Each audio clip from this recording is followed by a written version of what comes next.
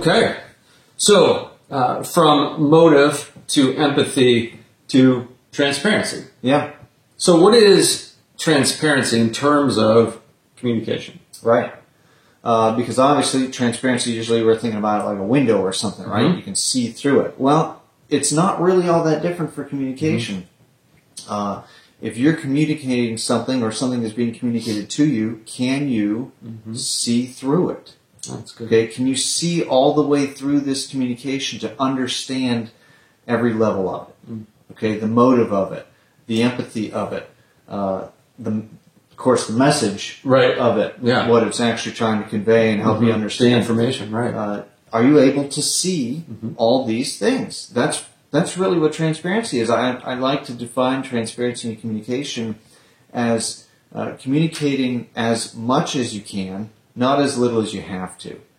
And I want to clarify that because that's not about quantity. That's not about communicating as frequently and with as much information and content as possible. This is being as forthright as possible. Okay, instead of saying, "Well, we have to tell the people something." Yeah. Okay, because we've got this situation, for example. So we have to tell them something. Let's just tell them that there was a situation and we're handling it. Yeah. Okay, we can get away with that. That's not transparency. Right. As soon as you interject, we can get away with. That's probably that's your red flag, right? And I think if we're doing, and I think these are building blocks, right? Yeah. So if we're doing our work with our motive and empathy, when we get to transparency, we're gonna be set up to be transparent. I liked how you said, like, seeing all the way through it. If we're being transparent, somebody can, see through the message or the information to what I'm really intending. Yeah.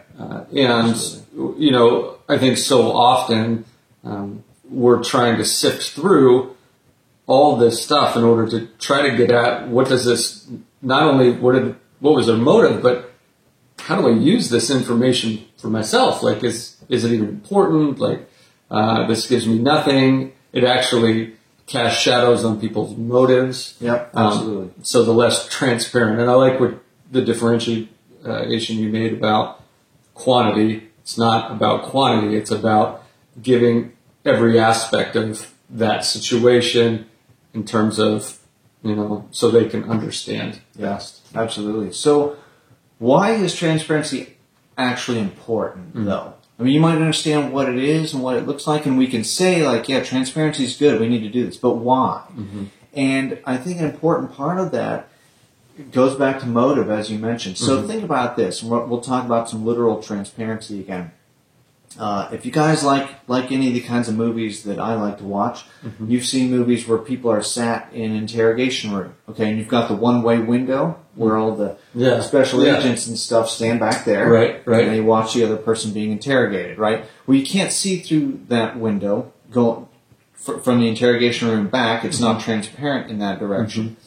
But what does that mean? That doesn't mean that the person sitting in the interrogation room is, I can't see through that. It must be nothing back there.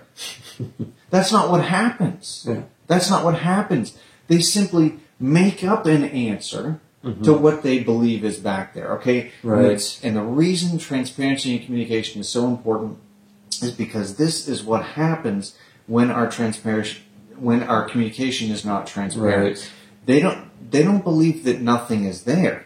They make up what they believe is underneath your communication if they can't see through it. Right. They will create a motive for you.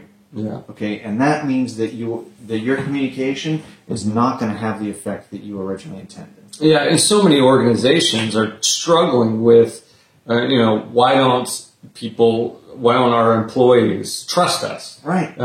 Well, they don't trust you possibly because every time there's a communication, it's kind of it's not as vague. It's not really all the information. People know they're not dumb. They already know that there's probably more information that they're just not privy to.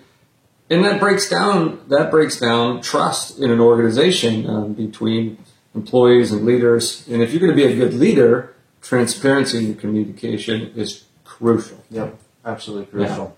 So we've got to do this stuff if we're going to try to bring people alongside us with our communication, if we're going to try to get their understanding where our understanding is, we're going to have to be transparent, or else they're going to see it in a totally different way. Yeah. Is there any advice for somebody that's watching this saying, what is something I could do to be more transparent?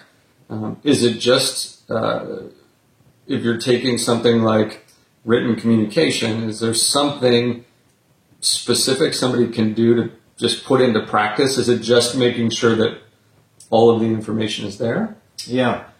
I think that's tricky. I think there's a lot of different kinds of situations, and they're all going to be a little bit different. But I think asking questions can be an important part of transparency, because if we're not asking questions, and by asking questions I mean typically from the employer or from the management level, leadership level, to the non-leadership levels, to the employees. Ask questions, because if you're not asking questions there, how are you going to find out what is not being communicated or what is being communicated incorrectly, possibly?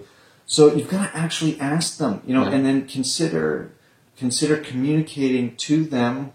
Like, be transparent when you go to them to ask questions. Right. Tell them why. Be transparent about why you're doing this to begin with. That's the very first step when you go to them. Say, look, we're trying to become more transparent in our communications in the company, and we want to learn how to do this best. And we believe that means you guys telling us what we're not doing best right now. And I think, Daryl, that's huge. And I think probably one of the main points that somebody could take this and say, so I'm leading a team, I've got, maybe it's my family, whatever group it is, actually inviting information back. Right. I'm not the best at this, or we're trying to do better. What could you suggest to me? And I'll listen, and I'm doing this so that we can better communicate feedback to me. Right. And that question alone may just change the whole aspect of your company or your organization about this reciprocal getting to the point, because it may take a few communications back and forth to actually understand each other. Yeah, absolutely. So just be transparent. We have to share things. We have to use trust in our work, in our human connections. Yeah. It's not always easy, but it's part of what we have to do. It takes time and effort. Yep. Next, we're going to be talking about consistency, which is the last universal component of effective communication, and that's coming up next. All right. That was awesome.